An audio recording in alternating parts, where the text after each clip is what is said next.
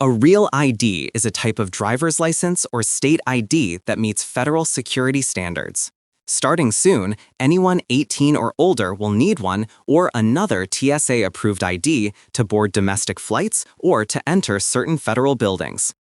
In Massachusetts, a real ID looks almost the same as a regular license or Mass ID, but you'll notice a small star in the top right corner. The cost depends on what you're upgrading.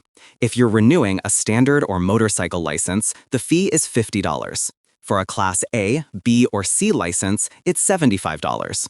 If you want to upgrade outside of your renewal cycle, it's $25. And you'll still need to renew when the card expires. To get your real ID, you'll need 4 original documents. First, proof that you're in the US legally, like a valid passport or birth certificate.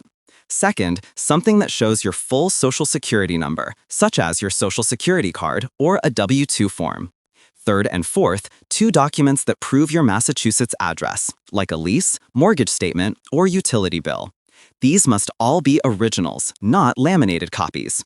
If your current name doesn't match the name on your documents, you'll also need legal proof of your name change, such as a marriage certificate or court document. Once you've gathered your documents, start the process online through the RMV's Online Service Center.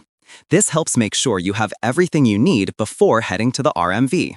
Next, schedule an in-person appointment at an RMV service center or at a AAA branch if you're a member. Walk-ins are accepted, but having an appointment usually saves you time. If you do walk in and staff can't help right away, they'll try to fit you in later that day or on another date. If you've made an appointment you don't need, it's best to cancel so someone else can use that slot. And that's the process. With the right documents and an appointment, you'll be set to upgrade to a real ID in Massachusetts.